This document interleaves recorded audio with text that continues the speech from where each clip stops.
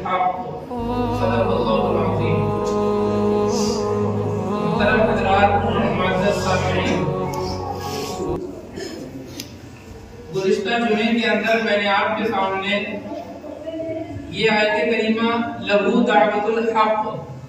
اس آیت کریمہ کو پڑھ کر یہ پیغام دیا تھا کہ اللہ تبارک و تعالیٰ نے قرآن پاک کی اس آیت کریمہ کے اندر اس بات کو بتلایا ہے کہ پکار صرف اللہ تعالیٰ کا حق ہے، مانگنا یہ صرف اللہ تعالیٰ کا حق ہے۔ ہمیں خوشی ہو یا ہمیں غم ہو، خوشی ہو تو بھی اللہ تعالیٰ کے سامنے ہم ہاتھ کو پھیلائیں گے، اور غم ہو تب بھی ہم اللہ تعالیٰ کے سامنے اپنے ہاتھوں کو پھیلائیں گے۔ اور قرآن پاک کے ذریعے سے میں نے تقریباً 10 انبیاء کا تذکرہ کیا تھا کہ ان انبیاء کو کبھی بھی کوئی بھی ضرورت محسوس ہوئی، ان کی قوم نے ان کو ستایا تب بھی انہوں نے اللہ تعالیٰ کو یاد کیا، انہیں کوئی غم لاحق ہوا تب بھی انہوں نے اللہ تعالیٰ کو یاد کیا، اگر اولاد کسی کو ضرورت ہوئی اولاد کی تب بھی اس نے اللہ تعالیٰ ہی سے اولاد مانگی ہے۔ اور اللہ کے نبی علیہ السلام کا آخر کے اندر میں نے تذکرہ کیا کہ غزوہ بدر کے اندر جب کفار کے سامنے مسلمانوں کی صف بن گئی تھی اور کفاروں کی تعداد 1000 تھی، مسلمان نہتے تھے، ان کے پاس میں کوئی آلات حرب نہیں تھے، تب بھی اللہ کے نبی علیہ السلام نے صرف اللہ تعالیٰ کو یاد کیا، اور اتنا یاد کیا کہ آپ علیہ السلام کے کاندھے مبارک سے چادر نیچے گر گئی، حضرت ابو بکر آئے اور آنے کے بعد میں چادر کو اوپر اٹھا کر کے کاندھے پر رکھا اور پیچھے سے چمٹ گئے اور کہا اے اللہ کے نبی بس کریے۔ تو قرآن پاک کی اس آیت کریمہ کے حوالے سے میں نے اس بات کو آپ کے سامنے واضح کر دیا ہے کہ پکار صرف اللہ تعالیٰ کا حق ہے، اور کبھی بھی کوئی بھی ضرورت ہوگی تو ہمیں اور آپ کو بھی یہی چاہیے کہ اللہ تعالیٰ کے سامنے آئے اور اللہ تعالیٰ سے مانگے۔ میں توحید کے عنوان پر جو گفتگو کر رہا ہوں یہ صرف اس وجہ سے کہ آج کل اس عنوان کے تئیں پروگرام کم ہوتے ہیں، یہ عنوان ہمارے سامنے کم آتا ہے۔ اللہ تبارک و تعالیٰ کون ہے، اللہ تبارک و تعالیٰ نے کیا پیدا کیا ہے، اللہ تعالیٰ خالق کیسے ہے، صرف اللہ یہ معبود کیسے ہے، اللہ کے علاوہ کوئی دوسرا معبود کیوں نہیں ہو سکتا، اللہ کون ہے، اللہ کہاں ہے، اللہ کیا کر رہا ہے، یہ سارے وہ سوالات ہیں جو ہمارے ذہن میں تو نہیں آتے، لیکن جو دوسرے لوگ ہیں وہ ان سوالوں کو لے کر کے اعتراض کرتے ہیں کہ تم اگر اللہ کو مانتے ہو اور اللہ کو ایک کہتے ہو تو ثابت کر کے دکھاؤ۔ اور دنیا کے اندر آج بھی ایسے بہت سے ملحدین آپ کو مل جائیں گے جو اللہ تبارک و تعالیٰ کا انکار کرتے ہیں، اور وہ یہ کہتے ہیں کہ اس دنیا کو اللہ نے نہیں پیدا کیا، یہ دنیا خود بخود وجود میں آ گئی، یہ دنیا اپنے آپ پیدا ہو گئی، اس دنیا کو بنانے والا کوئی نہیں ہے، اس دنیا کا خالق اور اس دنیا کا مالک کوئی نہیں ہے۔ تو میں نے پہلے جمعے کے اندر آپ کے سامنے اس بات کو بیان کر دیا کہ اللہ تعالیٰ ہی اس لائق ہے کہ اللہ تعالیٰ کے سامنے مانگا جائے۔ اب میں قرآن پاک کی آیات کے حوالے سے اللہ تعالیٰ کے وجود کو آپ کو بتاؤں گا کہ اللہ تعالیٰ نے اپنے وجود کو کیسے بتایا ہے، اللہ تعالیٰ کی توحید کیا ہے، اللہ تعالیٰ کی توحید کے دلائل کیا ہے، اللہ تعالیٰ موجود ہے اس کے دلائل کیا ہے۔ تو قرآن پاک کی آیت کریمہ جو میں نے آپ کے سامنے پڑھی ہے، اس آیت کریمہ کے اندر اللہ تعالیٰ نے بیان فرمایا سنریہم آیاتنا، اے لوگوں ہم اپنی قدرت کی نشانیاں تمہیں دکھائیں گے، فی الآفاق اس دنیا کے اندر بھی دکھائیں گے، وفی انفسہم اور تمہاری جانوں کے اندر دکھائیں گے، تمہارے نفس کے اندر دکھائیں گے، تمہارے وجود کے اندر دکھائیں گے۔ ہم اپنی قدرت کی نشانیاں اس دنیا کے اندر بھی تمہیں دکھلائیں گے، اور تمہارے خود کے وجود کے اندر بھی ہم اپنی نشانیاں دکھلائیں گے، حتی یتبین لہم انہ الحق، یہاں تک کہ یہ بات ثابت اور واضح ہو جائے گی کہ اللہ تعالیٰ ہی برحق ہے، اللہ تعالیٰ ہی برحق معبود ہے۔ اور اللہ تعالیٰ نے جگہ جگہ اپنے اس دعوے کو ثابت کیا ہے، جگہ جگہ اللہ تعالیٰ نے اس توحید کے دلائل دیے ہیں، جگہ جگہ اللہ تعالیٰ نے اپنی تخلیق کے دلائل دیے ہیں کہ میں نے پیدا کیا ہے، میں نے یہ کیا ہے۔ سب سے پہلے لے لیجیے آپ اللہ تعالیٰ کی توحید کے انفسی دلائل، یعنی جو ہماری ذات کے اندر موجود ہے۔ ایک مرتبہ امام اعظم ابو حنیفہ رحمۃ اللہ علیہ کے پاس میں کچھ ایسے ہی لوگ آئے جو اللہ تعالیٰ کے وجود کے اللہ تعالیٰ کو نہیں مانتے تھے اور وہ بھی یہی کہتے تھے کہ یہ دنیا خود بخود وجود کے اندر آ گئی۔ جب یہ لوگ امام صاحب کے پاس میں آئے اور آ کر کے کہنے لگے امام صاحب مجھے اللہ تعالیٰ کے وجود کے دلائل بتائیں کہ اللہ تعالیٰ موجود ہے، اللہ تعالیٰ نے پیدا کیا ہے اور اللہ تعالیٰ اس کائنات کو چلا رہا ہے، آپ کے پاس اس کی کیا دلیل ہے؟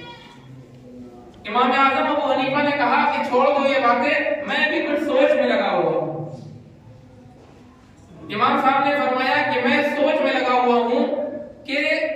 سمندر کے اندر ایک کشتی ہے، اس کشتی کے اوپر سامان تجارت لگا ہوا ہے، تجارت کا تمام سامان اس کشتی کے اوپر لگا ہوا ہے اور اس کشتی کو چلانے والا کوئی نہیں۔ وہ کشتی اپنی جگہ سے آتی ہے اور سمندر کے اندر ان موجوں کو پھاڑتے ہوئے اور چیرتے ہوئے اور سمندر کے طوفانوں سے نپٹ کر خود بخود ساحل پر چلی جاتی ہے اور اپنا سامان جو ہے تجارت کا وہ سارا سامان وہاں پر پہنچا دیتی ہے۔ تو ان لوگوں نے کہا امام صاحب سے کہ آپ کو کیا ہو گیا، آپ بیوقوف ہیں کیا؟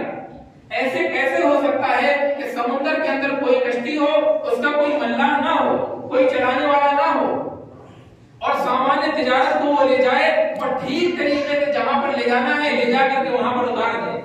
بغیر ملاح کے، بغیر کپتان کے، بغیر کسی چلانے والے کے وہ کیسے جا سکتی ہے؟ امام اعظم ابو حنیفہ نے فرمایا بس تمہارا کام ہو گیا، تمہارا جواب ہو گیا، بیوقوفو تم مجھے یہ بتاؤ کہ جب سمندر کے اندر کوئی کشتی ہے بغیر کسی چلانے والے کے، بغیر کسی کپتان، کسی ملاح کے، وہ کشتی تم ماننے کو تیار نہیں ہو کہ وہ کشتی چلی جائے گی اور جا کر کے اپنے ٹھکانے پر پہنچ جائے گی، تو بغیر کسی چلانے والے کے یہ کائنات کا وجود کیسے چل سکتا ہے؟ یہ کائنات پوری، یہ کائنات کا نظام بغیر کسی چلانے والے کے، بغیر کسی خالق اور مالک کے کیسے چل سکتا ہے؟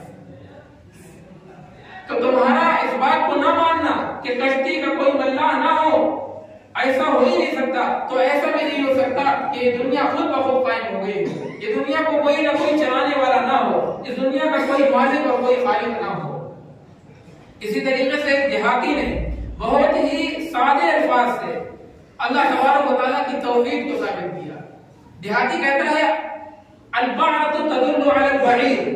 وآثار الاقدام تدل علی المصیر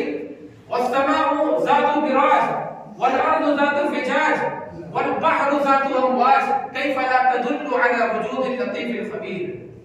وہ اپنے سادے الفاظ کے اندر اللہ تعالیٰ کے پیدا، اللہ تعالیٰ کے وجود کو، اللہ تعالیٰ کے موجود ہونے کو بتلاتا ہے۔ کہتا ہے کہ مینگنیاں ہیں،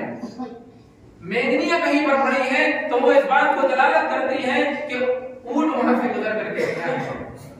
اگر کسی کے پیروں کے نشان ہو، قدموں کے نشان کہیں پر پڑے ہوں تو یہ قدموں کے نشان بتلا دیں گے کہ کوئی چل کر کے گیا ہے۔ تو جب مینگنیاں اونٹ پر دلالت کر سکتی ہیں، پیروں کے نشان انسان کے چلنے پر، انسان کے گزرنے پر دلالت کر سکتے ہیں، تو بتاؤ یہ موجوں والا سمندر، یہ موجوں والا سمندر اور یہ برجوں والا آسمان اور یہ پھٹن والی زمین کیف لا تدل علی وجود اللطیف الخبیر، یہ اس پروردگار کے موجود ہونے پر کیسے دلالت نہ کرے جو لطیف ہے اور جو خبیر ہے۔ دنیا کے ہر ایک ذرہ اس بات کو بتاتا ہے کہ کوئی نہ کوئی تو ہستی ہے، کوئی نہ کوئی ہستی ہے جو چلانے والا ہے، جو خالق اور جو مالک ہے۔ اور اللہ تعالیٰ نے انسان کے وجود کو موضوع بحث بنایا ہے۔ اللہ تعالیٰ نے اپنے وجود کو ثابت کرنے کے لیے ہم انسانوں کے وجود کو موضوع بحث بنایا ہے۔ اللہ تعالیٰ نے فرمایا هل اتى على الانسان حين من الدهر لم يكن شيئا مذكورا، کیا انسان کے اوپر وہ وقت نہیں آیا، کیا وہ زمانہ نہیں آیا کہ یہ انسان کچھ تھا ہی نہیں؟ انا خلقنا الانسان من نطفة امشاج، میں نے اس کو ایک منی کے ناپاک قطرے سے پیدا کیا ہے، نبتلی تاکہ ہم اس کو آزمائیں، اس کا امتحان لیں، فجعلناه سمیعا بصیرا، اور ہم نے اس کو سننے والا اور دیکھنے والا بنایا۔ دوسری جگہ فرمایا وقد خلقتك من قبل ولم تك شيئا، ہم نے انسان کو بنایا، یہ انسان کچھ بھی نہیں تھا۔ اسی طریقے سے اللہ تعالیٰ نے فرمایا نحن خلقناكم فلولا تصدقون، ہم نے تم کو پیدا کیا، تم میری بات کیوں نہیں مانتے؟ افرأيتم ما تمنون، کیا تمہیں معلوم نہیں ہے وہ ایک ناپاک قطرہ تھا جس کو تمہاری ماؤں کے رحم کے اندر ہم نے ڈالا، और फिर क्या हुआ, दूसरी जगह फरमाया वलक़द ख़लक़नल इंसान मिन सुलालतिन मिन तीन, हमने इंसान को पचती हुई मिट्टी से पैदा किया। सुम्मा ख़लक़नन नुत्फ़ता अलक़ा, फिर हमने उस नापाक मनी के कतरे को खून की लोथड़ा बनाया। वख़लक़नल मुज़ग़ता इज़ामन, फिर हमने उस खून के लोथड़े को, अल्लाह ताला फरमाता है, हमने हड्डी की शक्ल दी। फिर फ़क़सौनल इज़ाम लहमा, फिर हमने उस हड्डी के ऊपर गोश्त को चढ़ा दिया। इस तरीके से अल्लाह ताला ने पैदा किया। और कैसे पैदा किया, यख़लुक़कुम फ़ी बुतूनि उम्महातिकुम, दूसरी जगह अल्लाह ताला कहता है कि हमने तुमको पैदा किया, अंधेरों के अंदर पैदा किया। आज इस दुनिया के अंदर आप देखें कितनी मशीनें हैं और कितनी तरह तरीके के आलात मौजूद हैं, लेकिन वो सब मोहताज है इस बात के कि लाइट के जरिए से वो मशीन चलेगी या जनरेटर के जरिए से मशीन चलेगी। अगर लाइट नहीं है, अगर जनरेटर नहीं है तो वो मशीनें बेकार हैं, वो मशीनें काम नहीं कर सकती। लेकिन अल्लाह ताला बता रहा है, अल्लाह ताला अपने वजूद को बता रहा है, लोगों कान खोल करके सुनो कि हम जो तुम्हें ये नापाक नुत्फे से पैदा कर रहे हैं, हमने जो खून के लोथड़े बनाए, फिर वो खून के लोथड़े को हड्डी की शक्ल बनाया और फिर हड्डी के ऊपर फ़क़सौनल इज़ाम लहमा, हमने गोश्त को चढ़ा दिया। ये जो काम हो रहा है, ये काम बहुत उजाले के अंदर नहीं हो रहा है। अल्लाह ताला कहता है ये तीन तारीकियों के अंदर काम हो रहा है, ये तीन अंधेरों के अंदर ये काम हो रहा है। नंबर 1 माँ के पेट का अंधेरा, नंबर 2 उसके रहम का अंधेरा और नंबर 3 उस झिल्ली का अंधेरा। इन तीन अंधेरों के अंदर अल्लाह तबारक व तआला ये काम कर रहा है। अब आप बतलाएं कि बगैर उसके वजूद के, बगैर किसी खालिक और मालिक के ये काम कैसे हो सकता है। तीन अंधेरों के बावजूद अल्लाह ताला एक नापाक नुत्फे से इंसान के पूरे वजूद को पैदा कर रहा है। और फिर फरमाया सुम्मा अंशअनाहु ख़ल्क़न आख़र, फिर हमने तुम्हें दूसरी मखलूक बनाया। यानी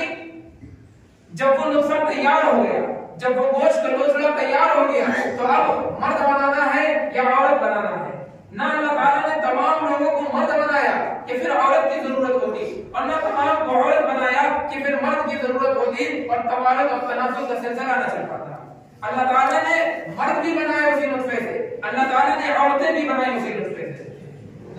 उसी नापाक खतरे से, उसी नापाक नुत्फे से। अल्लाह ताला ने हुफ़ाज़ भी बनाए, उलमा भी बनाए, मुफ्तियान भी बनाए, सुलहा भी बनाए, औलिया भी बनाए, अंबिया भी बनाए, और उसी नापाक नुत्फे से अल्लाह ताला ने डॉक्टर भी बनाए, इंजीनियर भी बनाए, प्रोफेसर भी बनाए। तमाम लोगों को अल्लाह ताला ने उसी एक नापाक नुत्फे से और नापाक खतरे से पैदा किया है। अल्लाह ताला ने फरमाया हम जैसे चाहेंगे लड़का देंगे, हम जैसे चाहेंगे लड़की देंगे, हम जैसे चाहेंगे दोनों दे देंगे, और मैं यशाउ हकीमा, और जिसे चाहेंगे हम बाप बना देंगे, औलाद से महरूम कर देंगे।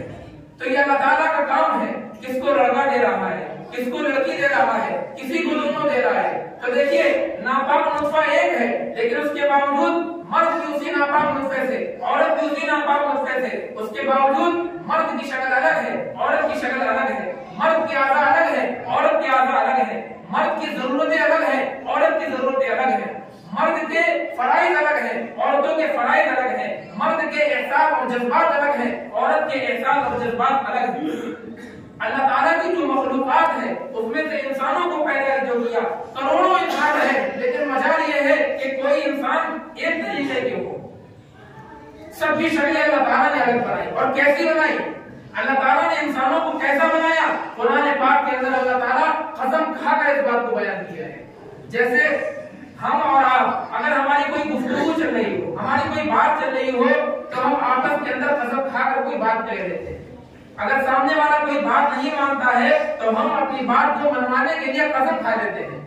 कि अल्लाह की कसम ऐसा ऐसा हुआ। तो अल्लाह तबारक व तआला ने इंसानों को कैसा पैदा किया? अल्लाह ताला ने इस बात को बताने के लिए एक नहीं, दो नहीं, तीन नहीं, चार कसम खाई है, और फिर कसम खाने के बाद में बयान किया है। नंबर 1 वत्तीन वज़ैतून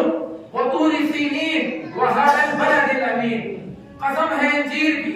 कसम है जैतून के दरख्त की, कसम है तूर सीनीन की, जहां पर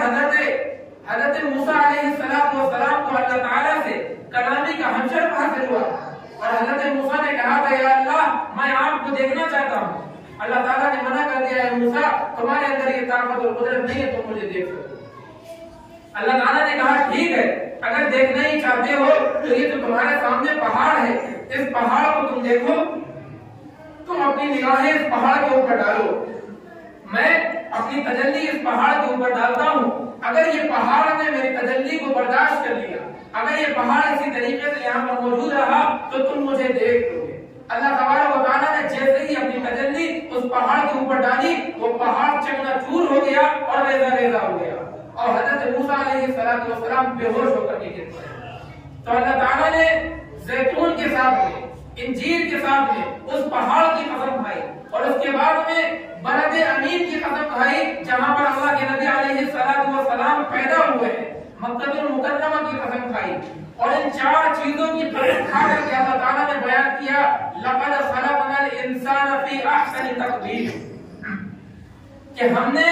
انسانوں کو بہترین سانچے کے اندر ڈھالا ہے۔ ہم نے جو انسان کو پیدا کیا ہے ان کا جو سانچہ تھا اللہ تعالیٰ کہتے ہیں وہ سب سے خوبصورت سانچہ تھا، سب سے بہترین سانچہ تھا، اس بہترین سانچے کے اندر ہم نے ڈھال کر کے انسانوں کو پیدا کیا ہے۔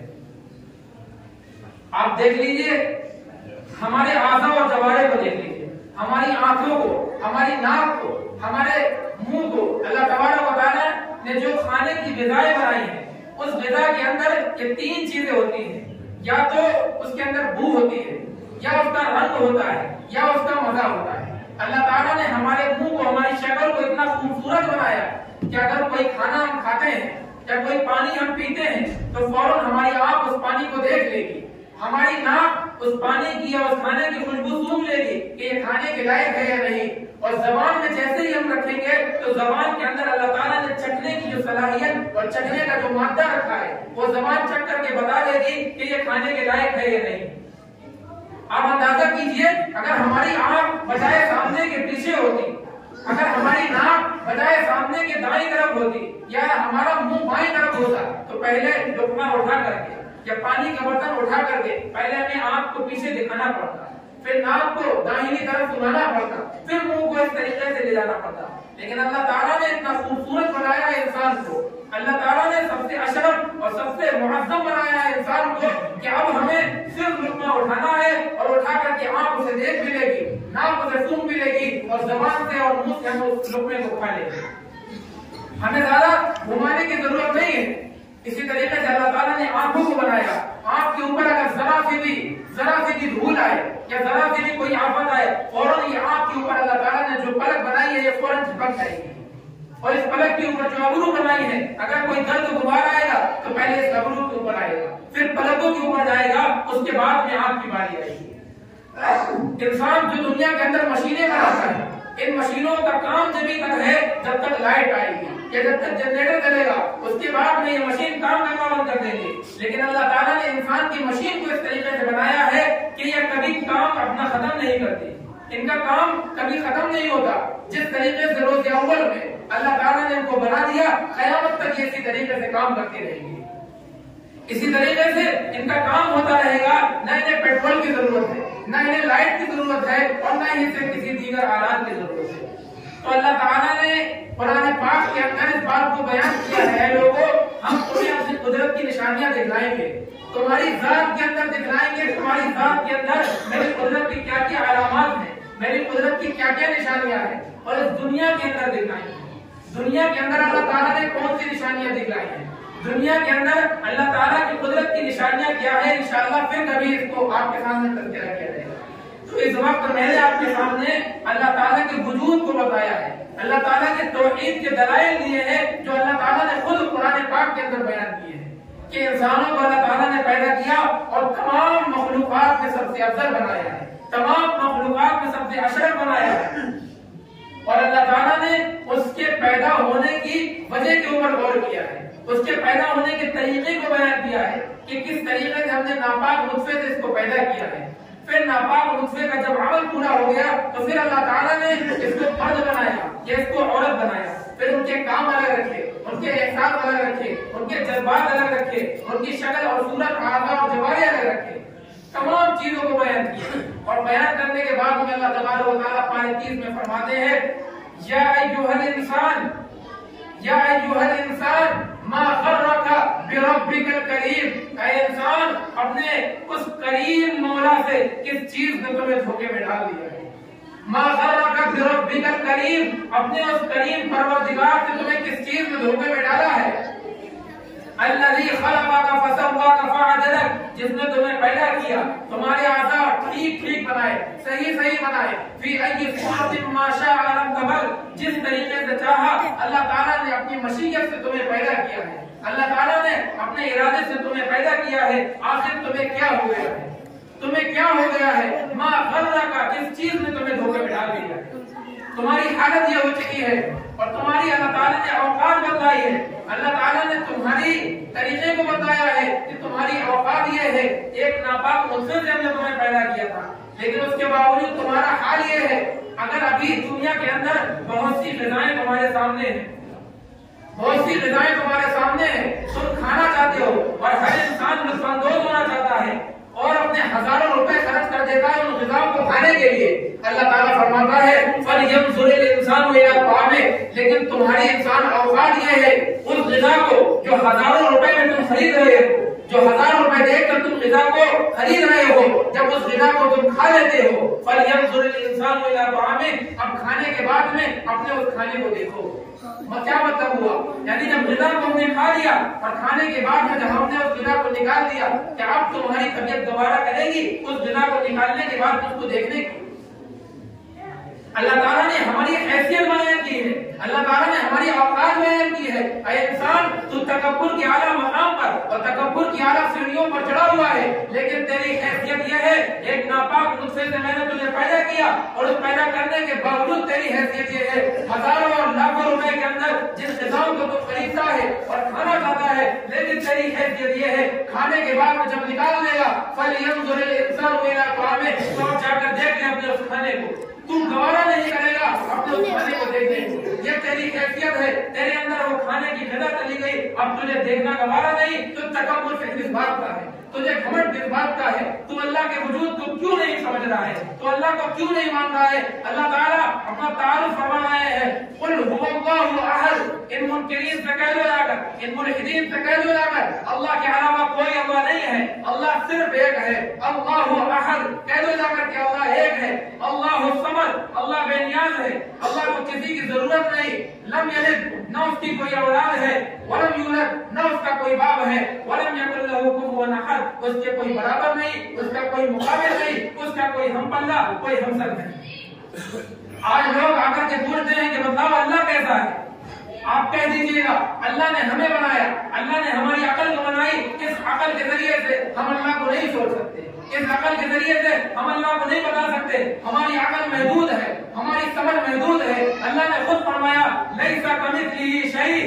لیس کمثلہ شیء، کہہ دینا اللہ کے مثل کوئی نہیں، اللہ کی مثال کوئی نہیں، اللہ کے ہم پلہ کوئی نہیں، اللہ کی طرح کوئی نہیں، اللہ کے علاوہ کوئی اللہ نہیں، اللہ کے علاوہ کوئی اللہ نہیں، کوئی اللہ نہیں ہے۔ خالق، اس دنیا کا خالق ایک ہے، اس دنیا کا مالک ایک ہے، اس دنیا کو بنانے والا ایک ہے، اور اللہ تعالیٰ قرآن کے اندر طرح طرح، میں نے جو آپ کے سامنے بھی آیتیں پڑھی، یہ ایک جگہ کی آیت نہیں ہے، یہ سینکڑوں جگہ اللہ تعالیٰ نے الگ الگ مقام پر الگ الگ جگہ فرمایا، انسان کی تخلیق کو بنایا، انسان کی تخلیق کو بتایا، انسان کے اعضاء اور جوارح کو بیان کیا، انسان کے اشرف ہونے کو بیان کیا۔ کیوں؟ تاکہ تم اللہ کے وجود کو ماننے لگو، اللہ کے توحید کے قائل ہو جاؤ اور اسی ایک اللہ کو مان لو۔